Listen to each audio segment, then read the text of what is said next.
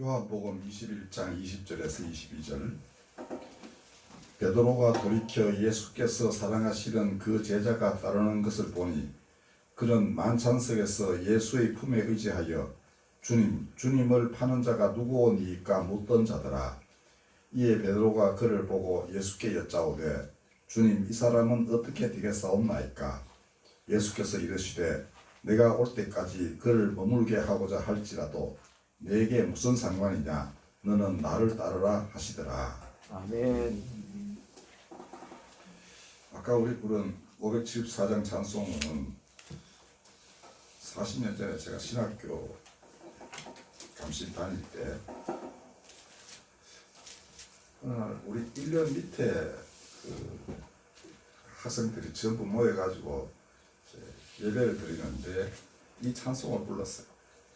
그때 젊은이들이 특히 이제 목회자가 되겠다 혹은 뭐 그런 쪽으로 일을 하겠다라는 남녀 젊은이들이 얼굴은 안 보이죠. 저쪽 방에서 따로 하고 그냥 들리기는 하는데 참 감동체이구나 하는 느낌을 받았습니다. 그래서 지금까지 잊혀지지 않는데 그게 벌써 40년 전 얘기입니다.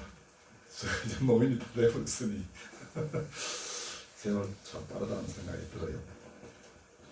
우리 여기 앉아 계신 분들은 대부분 이 찬송 부르신 지가 가마드가 옛날 터인데 그래도 증인들 생각하면 찬송 부르는 것 상당히 바람직합니다. 오늘은 예수 성천주일이자 청년주일입니다. 우리나라 교회가 그렇게 정했습니다. 예수 성천하신 것은 지난 목요일 5월 13일로 이렇게 돼 있어요. 매년 바뀌니까 그때마다 정해지는 거예요. 자, 그래서 교회는 대체로 주일을 기준으로 이제 뭘 정합니다. 자, 그가 성천하실 때 현장에 있었던 이제 저자들은 가룟 유다 빼고는 다 있었지 않겠습니까? 근데 그 중에 이 요한만 빼고 다 순교한 걸로 전해지고 있습니다. 복음서에는 베드로 혹은 그 다음에 이제 새로 사도가 된 바울 이외에는 행적이 그렇게 자세하게 기록되어 있지 않습니다. 그러나 그 고대 이제 그 당시에 로마 사회에서 각지의 사람들이 흩어져 가지고 전도를 했을 때 그 이야기들은 전해져 내려오고 있습니다. 대다수가 베드로는 로마에서 이제 십자가에 거꾸로 매달려서 순교했다고 되어 있고요. 그다음에 안드레는 영국에 가서 이렇게 X자 십자가형에 처해졌다고 알려져 있습니다. 그래서 영국 국기가 이렇게 되어 있죠. 그게 이제 그게 석연유한 것입니다. 그 베드로는 제자들 중에 맏형이고 예수님이 베드로 장모를 고쳤었다는 기사가 있죠. 그래서 결혼도 했습니다. 그냥 가보죠.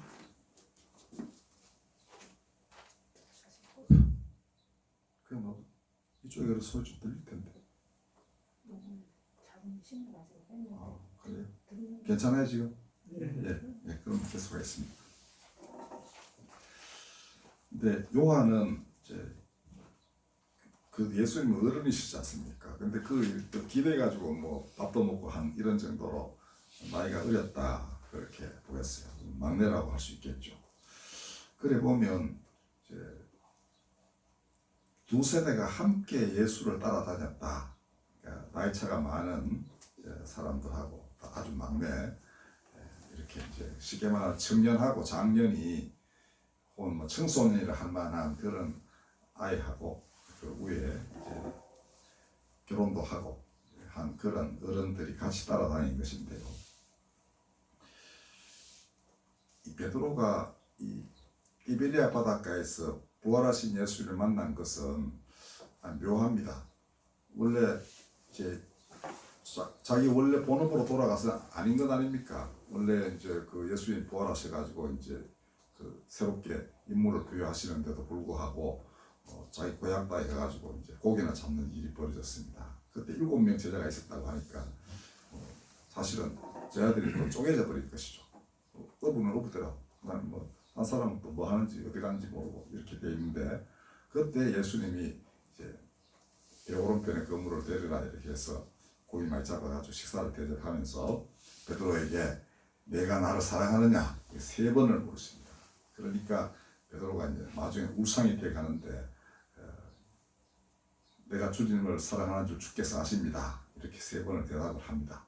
그 예수께서 내 양을 치라 이렇게 했습니다. 그리고는 곧바로 네가 지금까지는 네 맘대로 막 돌아다녔지만은 언젠가는 사람들이 너를 꽁꽁 묶어가지고 원치 않는 곳으로 데려갈 것이다. 결국 순교를 당할 것이다. 이렇게 미리 예고를 하셨습니다. 그러니까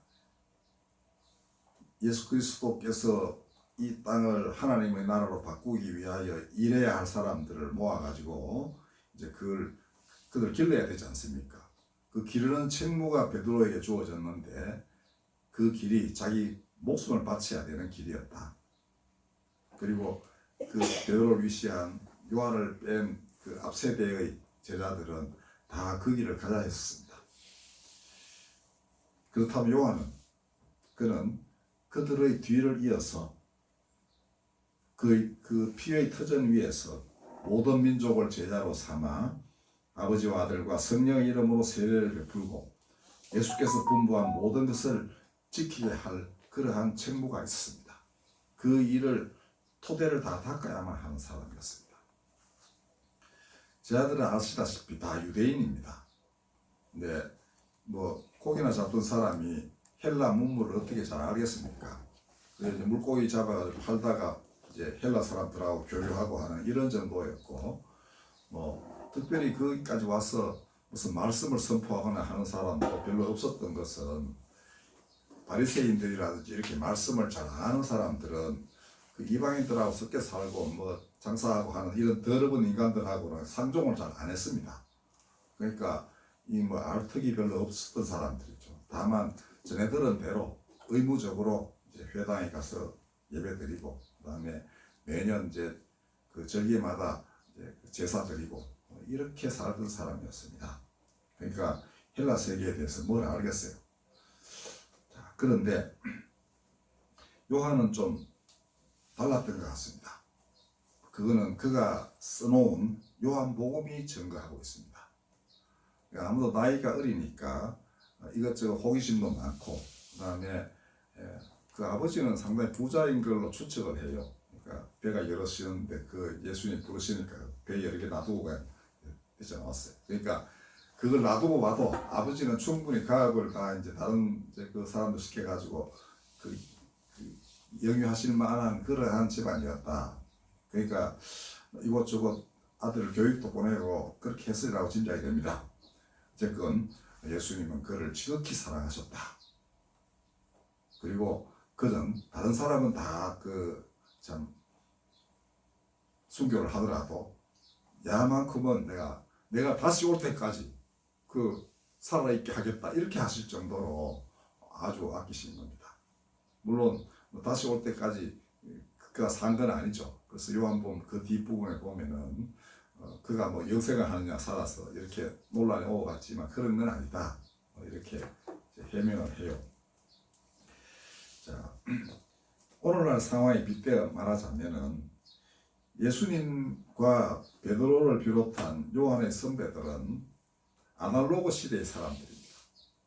근데 요한은 디지털 시대에 태어나고 살고 그걸 갖다가 이제 원어민이라 그러나요? 우리처럼 어쩔 수 없이 지금 디지털 세계에 들어가 살아야 되는 사람은 이민자라 그럽니다. 우리는 이민가 사람. 그러니까 아주 끝까지 익숙하지 않은 거죠. 이 아들은 그 아래 태어난 네이티브 스피커가 됐으니까 이제 자유자재로 구사를 합니다. 아마 요한이 요한복음을 쓰고 요한 1, 2, 3서 이제 그 제자들에 의해 가지고 이런 문서들이 전해져 왔는데 아주 유려한 헬라어와 함께 헬라 세계의 핵심적인 개념인 로고스는 이제 우리말로 말씀입니다. 요한복음 1장이 태초에 말씀이 계시니라 할 때 그 말씀이 바로 히랍 사람들이 쓰던 용어예요. 그거는 히브리 성경, 즉 우리 구약 성경은 용어가 아닙니다. 그러니까 이거 웬만해 가지고는 말씀이 육신이 되신 분이 예수입니다. 이렇게 증거를 했거든요. 이거 함부로 할 수 있는 말이 절대로 아닙니다. 두 세계를 다 잘 알아야 헬라 세계 사람들이 지금까지 믿어왔던 온 세계보다 초월해 있고 또 모든 것 안에 다 들어가 있는 그러니까 어마어마하게 큰 분이죠. 크기 때문에 유일할 하나일 수밖에 없는 그런 이제 궁극적인 존재, 그걸 로고스라고 합니다. 요한은 그걸 잘 알았어요. 그리고 바로 헬라 사람들이 그렇게 이해하고 있는 이 우주의 근본, 우주를 있게 하고 그 다음에 모든 살아있는 것들을 살게 하는 그 근원적인 힘이 그 이제 말씀이기도 하고 그 다음에 혹은 뭐 다른 이제 이성이기도 하고 그런 뜻으로 이해를 했어요. 근데 거기서 요한은 구약 성서에 그 하나님이 말씀하신 거 있잖아요. 그 다음에 예수님 말씀하신 거. 말씀이 너희를 거룩하게 한다. 내 말에 거하면 너희가 진리를 알고 진리가 너희를 자유롭게 한다. 그 생명력 있는 말씀, 그것이 바로 로고스라고 이렇게 일치를 시켰고 그 다음에 그 로고스, 즉 말씀이 육신이 되신 분이 예수입니다. 그러니까 너는 당연히 예수 안에 살고 너희 안에 예수 계시고 그러니까 너희는 당연히 예수를 믿고 진실로 하나님의 사람이 되어야 한다. 이렇게 가르쳤습니다. 그리고 그때 얻는 것이 영생이다. 여러분들 요한복음 13장 16절 잘 아시죠? 하나님 세상을 이처럼 사랑하사 독생자를 주셨으니 이는 그를 믿는 자마다 멸망치 아니하고 영생을 얻게 하려 하십니다. 이렇게 말씀입니다. 영생은 구약 성경에는 잘 안 나오는 관념입니다. 그러니까 그때 로고스를 알고 있는 그 헬라 사람들은 쉽게 이해를 해요. 처음도 없고 끝도 없는 이 우주의 근원이시고 그 다음에 또 모든 것 안에 이제 살아있는 그런 실제이니까 내가 내 안에 그분이 살아계시면 그 예수님이 그런 육신으로 오신 예수님이 그 말씀이 육신이 되신 분이 내 안에 살아계시다면 나도 육신이니까 그분 내 안에 안 살아계시겠냐. 그런 많은 말씀들을 요한복음은 전하고 있습니다. 그렇게 해서 이 세계 모든 사람들이 예수께 나올 수 있는 길잡이 역할을 한 사람이 바로 요한입니다. 그러니까 예수께서 미리 알아보셨겠죠. 저 젊은이는 헬라 세계의 제가 모든 걸 알고 있다. 그러면 이 세계에 내가 전하는 하나님 나라의 복음을 전할 사람, 저 사람이다. 그럼 그 우세대는 뭐냐? 그 토대를 마련한 사람입니다. 그러니까 목숨을 걸고 그 복음을 지킬 사람. 그리고 그걸 종료한 예수님에 대한 증언들을 그대로 남길 사람, 피로써 증언할 사람, 이들이 바로 요한을 뺀 나머지 제자들이었습니다. 그러니까 원래 예수님이 제자단을 구성할 때 이렇게 하신 것 같아요. 그리고 요한은 형 야고보하고 같이 따로 나오거든요. 형제간에 나와가지고 운명을 달리하게 됐습니다. 물론 예수를 끝까지 따랐다는 점에서는 같은 길을 갔지만 생은 달랐습니다. 야고보는 아마 제일 먼저 순교한 걸로 이렇게 알려져 있는데요. 어쨌든 요한은 오랫동안 살았습니다. 그리고 성모, 그러니까 예수님의 어머니 마리아도 예수께서 십자가에서 돌아가실 때 어머니를 요한에게 맡겨요. 그러니까 예수 한번 그런 운명을 맞이하게 되면 동생들도 풍비박산 될 가능성이 높죠.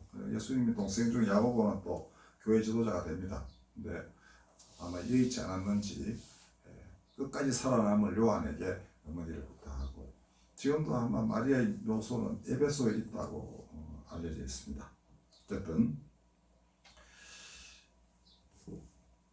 오늘날의 청년들은 왜 보면 이때 요한과 같은 그러한 자리에 있다고 저는 생각합니다.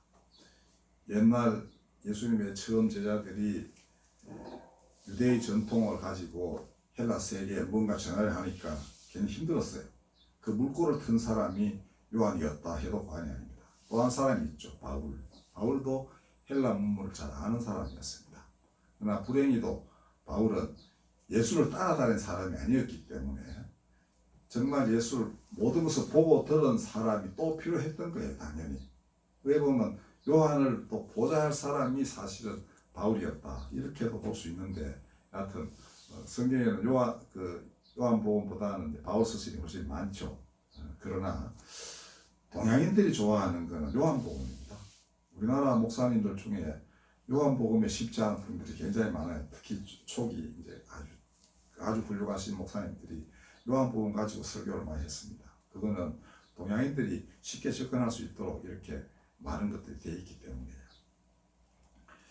자, 이렇게 헬라 세계와 그 히브리, 즉 유대교, 예수께서 전하신 하나님 나라의 복음을 연결시켜 준 요한.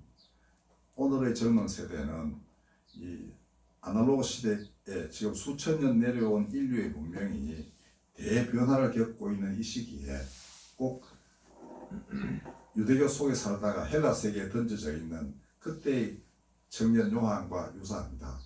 이제 지금까지 우리 같은 아날로그 세대들이 경험하지 못한 세계를 삽니다, 여러분들.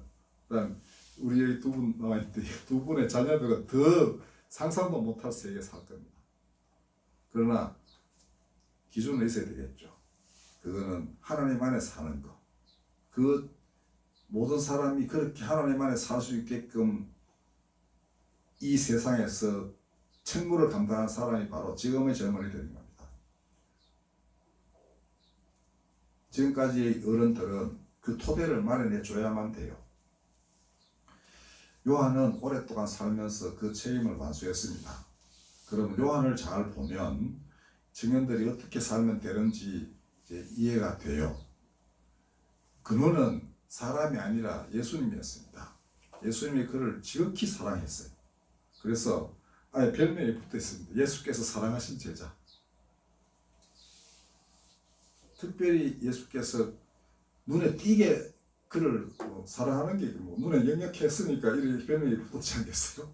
그러니까 우리는 예수님한테 좀 이렇게 버린 자식 취급받고 저 장원 말이야 뭐 이러면서 아마 그랬던 게 이렇게 별칭이 된 것 같은데요. 이유가 있었겠죠.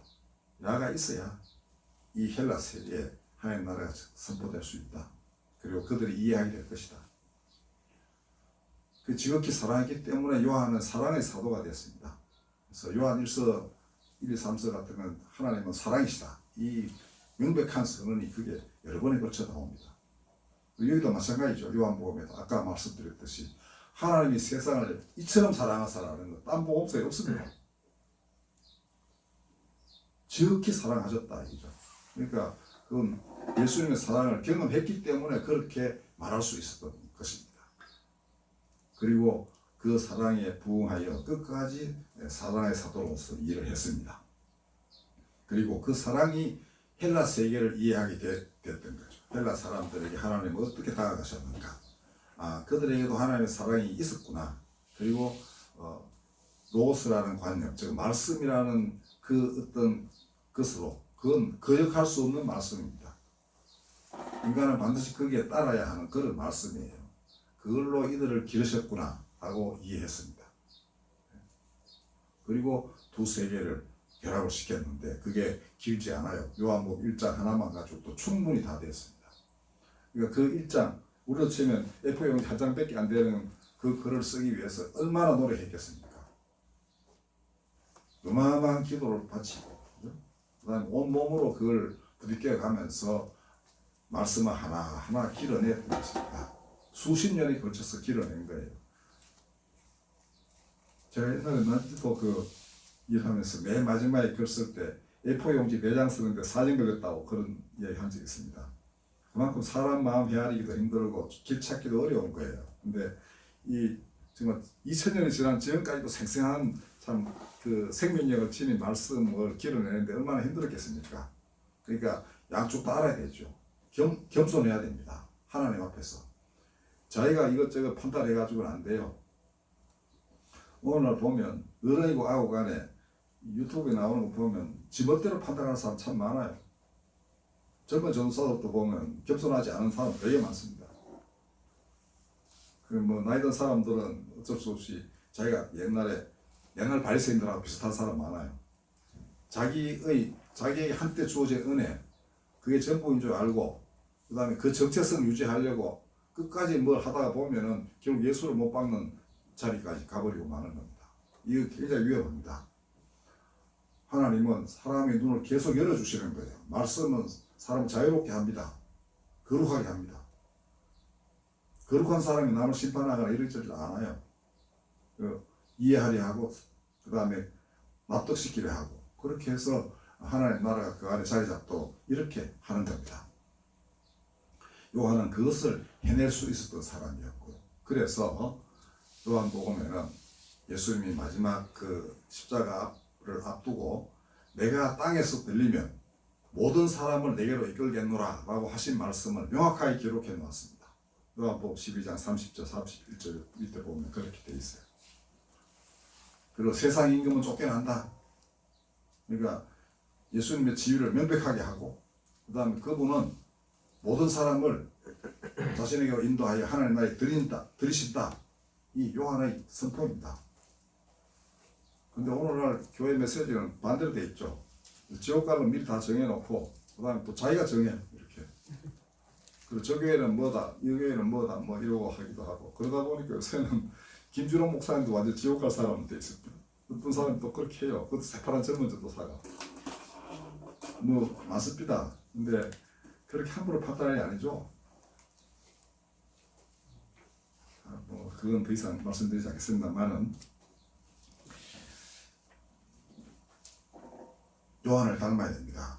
그리고 예수님이 얼마나 자기를 사랑하시는가를 청년들이 알면은 요한처럼 되겠죠. 모든 사람을 끌어들입니다.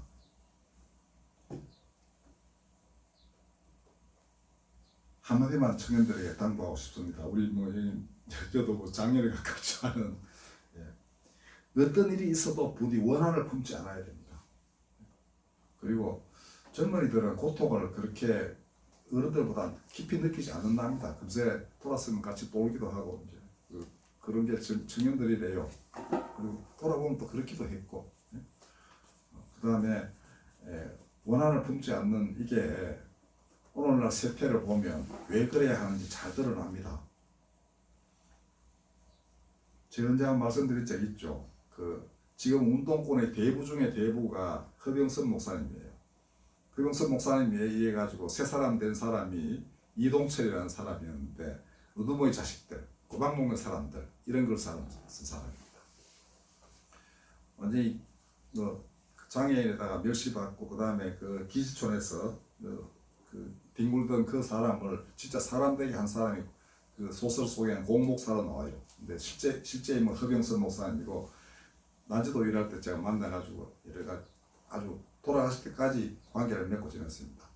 근데 그런 분도 초지일관 끝까지 그 길을 갔어요. 근데 우리 학교에 한번 초빙을 받아가지고 오셨는데 제가 인사하러 갔죠. 그랬더니 그러더니만 봉지 이렇게 말했습니다.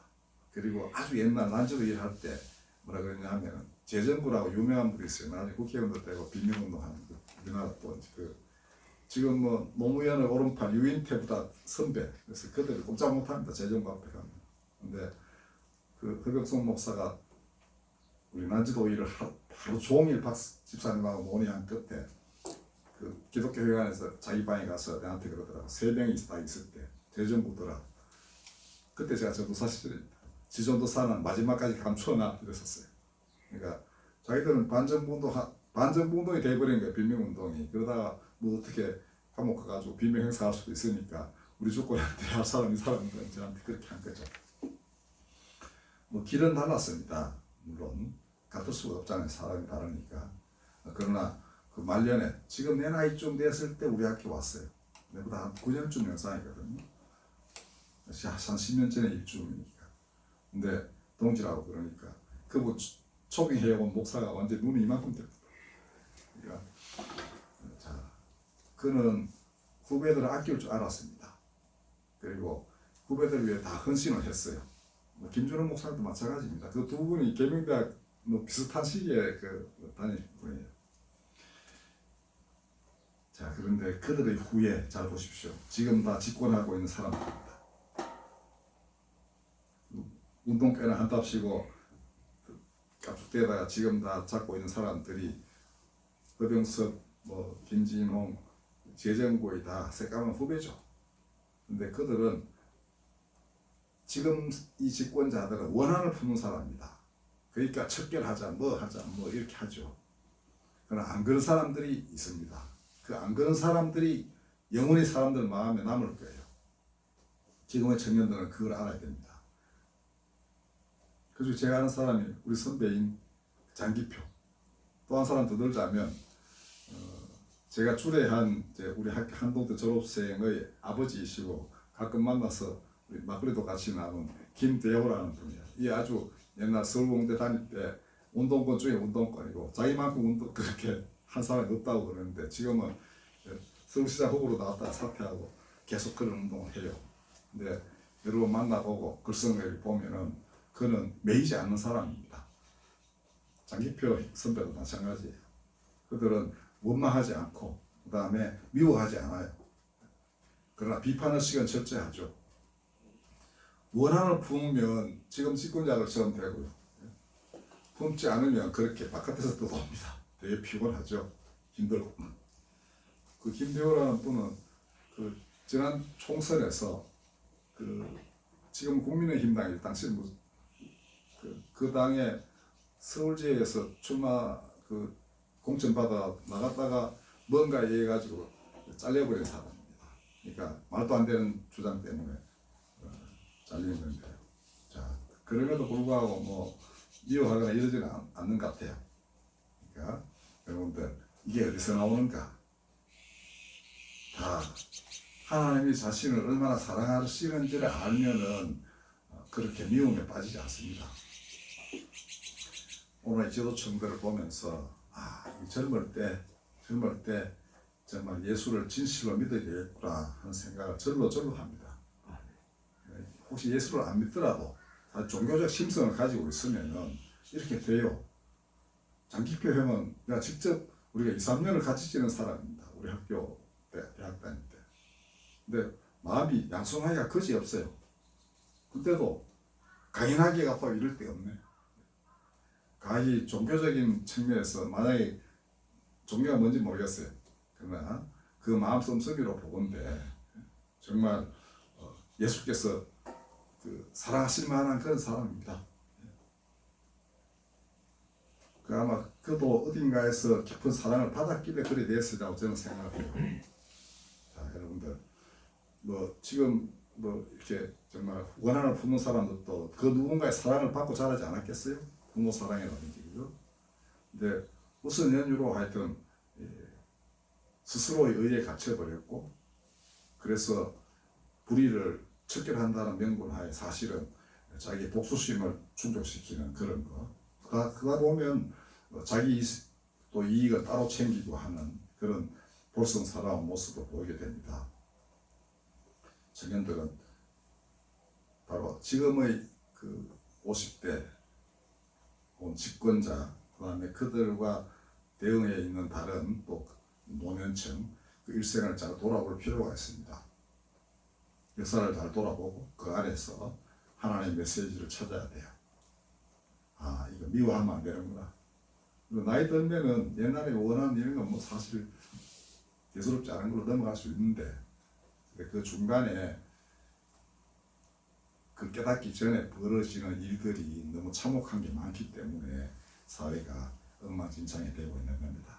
그래서 더욱더 크리스찬 청년들의 각성, 그리고 그들을 양육하고 말씀으로 양육하고 하나님이 친히 인도해 주시기를 바라는 어마어마한 기도, 이게 우리 기성세대에게 필요한 것입니다. 함께 청년 없는 노인이 어디 있겠어요? 노인 없는 청년이 있을 수 없듯이 다 아유로 그렇게 연결되어 있는 겁니다. 옛날 요한에서부터 지금 이르기까지 모든 사람 그리스도 안에서 하나입니다. 그래서 끊임없이 기도해 주시고 젊은이들이 정말 미래 하나님 나라의 초석이 되도록 그렇게 힘도 도와주십시오. 기도하겠습니다. 거룩하신 하나님, 하나님이 세상을 이처럼 사랑하사 독생자를 주셨습니다. 모든 사람이 영생을 얻게 하려 하셨습니다. 이제 젊은이들이 이 혼란한 시대에 그 진정한 생명과 빛의 복음을 가지고 세상을 바꿀 수 있게끔 역사하여 주시옵소서. 우리 구주 예수 그리스도 이름으로 기도하였습니다. 아멘.